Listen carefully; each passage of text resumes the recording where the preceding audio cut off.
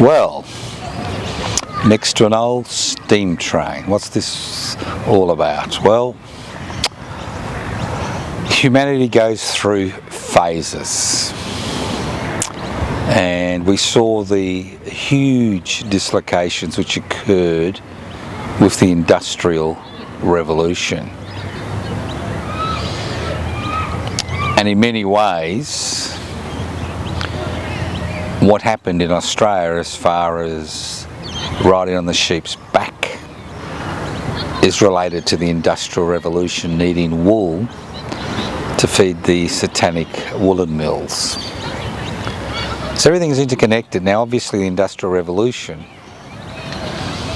transformed European society initially from a subsistence farming community to one where eventually there was excess surplus,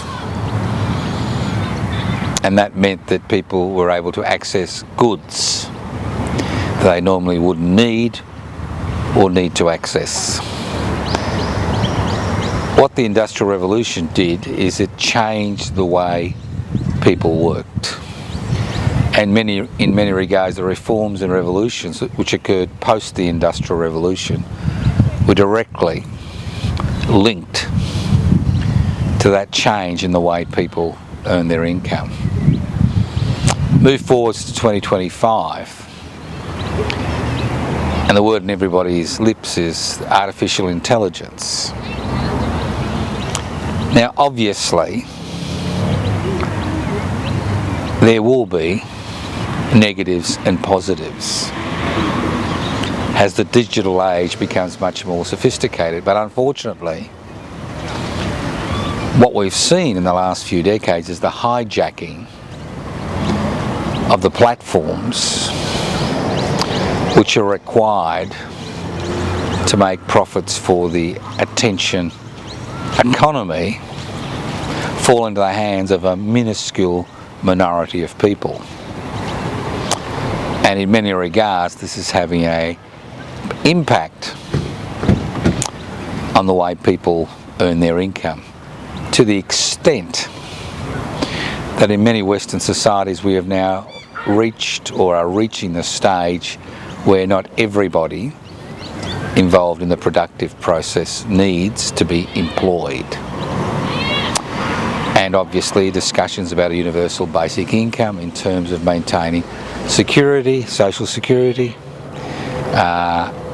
is an increasing important topic that people are addressing. But I don't want to look at that because we've looked at that in the past. I want to look at the interrelationship between individual creativity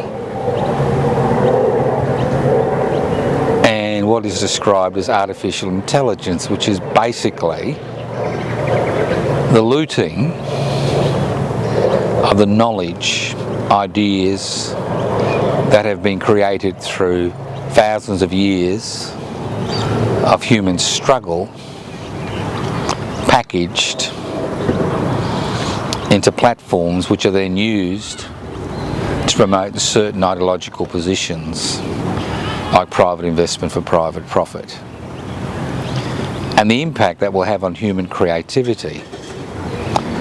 Because in many regards what has been the engine driver of human advancement has been individual creativity. And what we are now seeing is an age where individual creators are being pushed aside by machine learning. It's not about artificial intelligence, it's about machine learning. So we see challenges evolving in the music industry.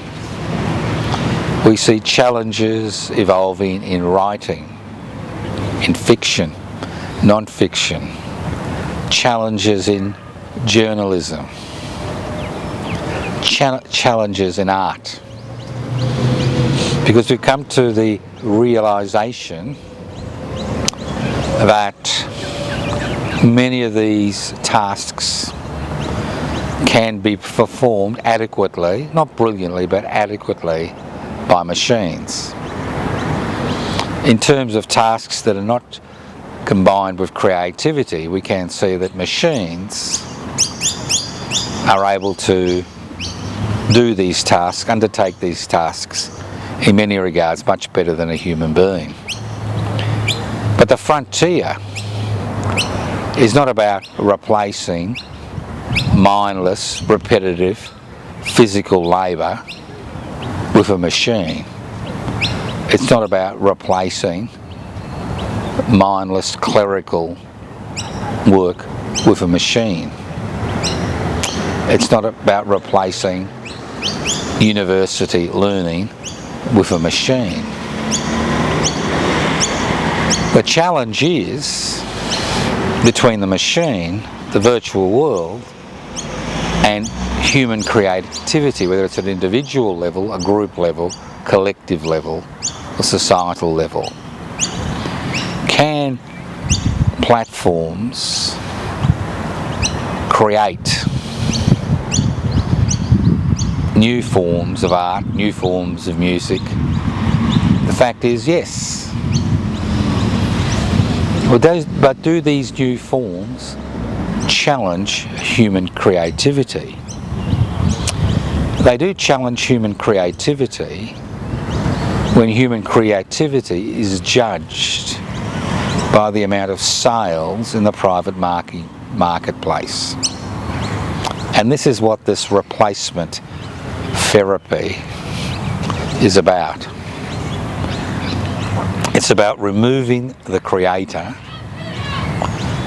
as an object which needs to be recompensed for their creative abilities, and using the machine, or what's laughingly described as artificial intelligence, to create work which then can be sold in the private marketplace. So what happens is the creative forces which are essential in music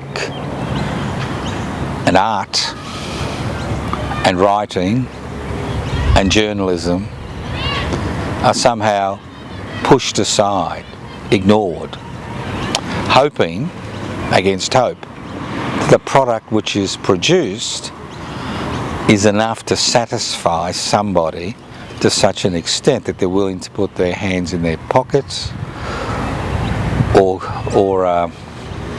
transfer money in a digital sense to purchase or acquire that particular subject.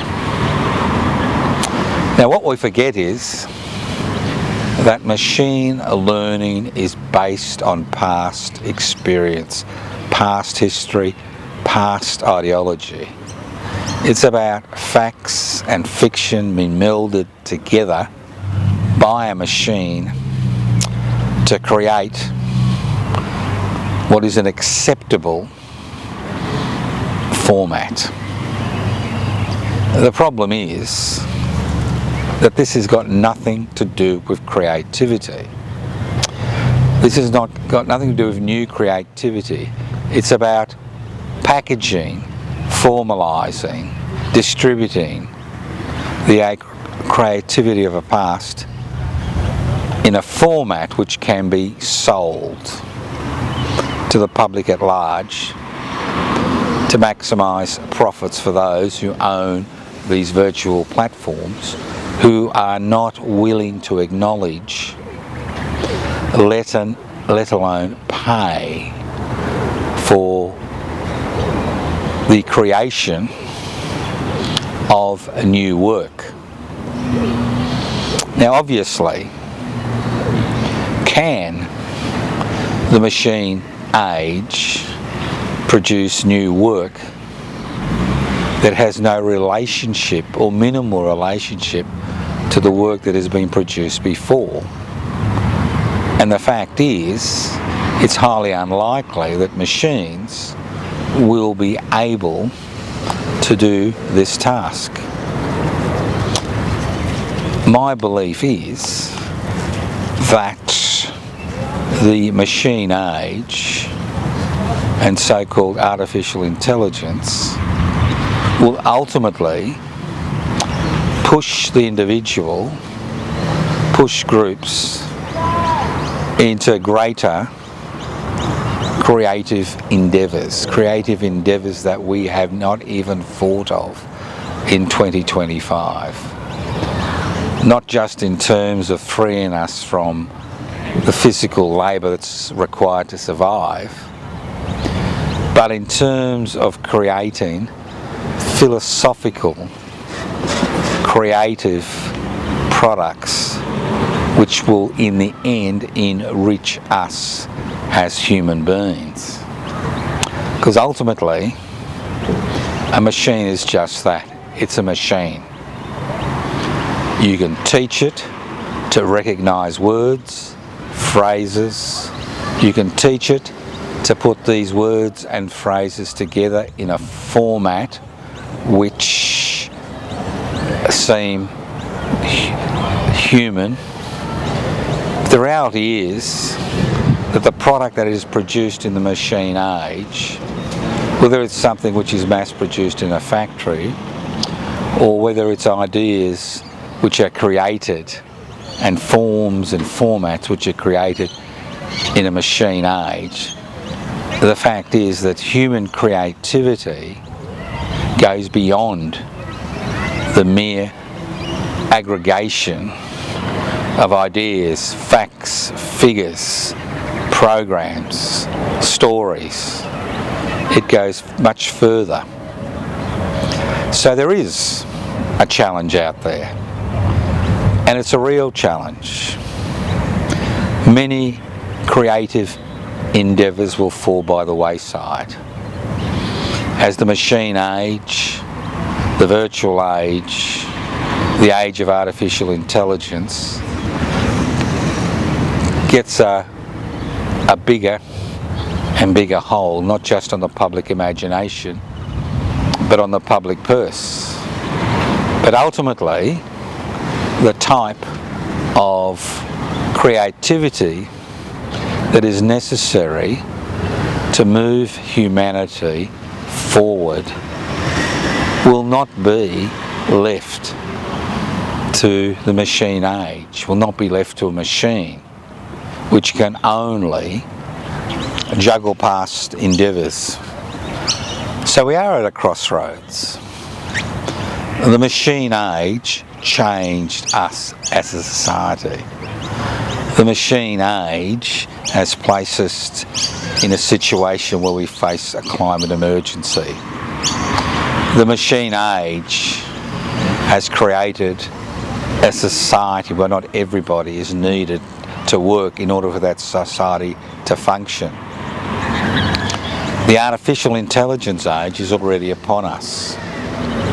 The dilemma is it there to satisfy human need, or is it there to maximise the drive for profits, for profit's sake? And unfortunately, currently, artificial intelligence is nothing more than a souped up machine which can carry out tasks which needed some intellectual input in the past.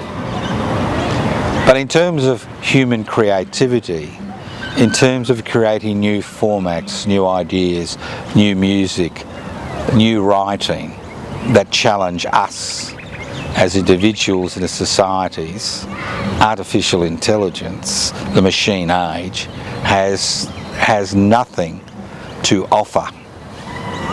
What it may do is destroy the ambitions of so many people in our society because they believe that everything has been done that can be done. The machines are at the forefront of innovation and invention. But the fact is that human creativity is something we all possess. It is part of our evolutionary journey. Without human creativity, whether it's artistic or physical or intellectual, we would not find ourselves in the situation we find ourselves in the 21st century, where life expectancy, especially in developed countries, reaches 80 years, where most of the diseases of the past which crippled us as a society have now been resolved because of vaccination, because of antivirals, because of antibacterials. The fact is that we need to be able not only to tame the machine age, but break down the ownership, the monopolies which individuals hold on platforms which determine the lives of billions of people, while we allow centralised platforms to exist, while we allow individuals and companies to own these platforms and create an attention economy where we are the product, then we will find that artificial intelligence will continue not only to grow, but will continue to destroy the aspirations and hopes of generations to come, while decreasing our ability to create formats and ideas which will ensure that we not only survive but triumph in an age where things are becoming much more difficult in terms of survival of the human race.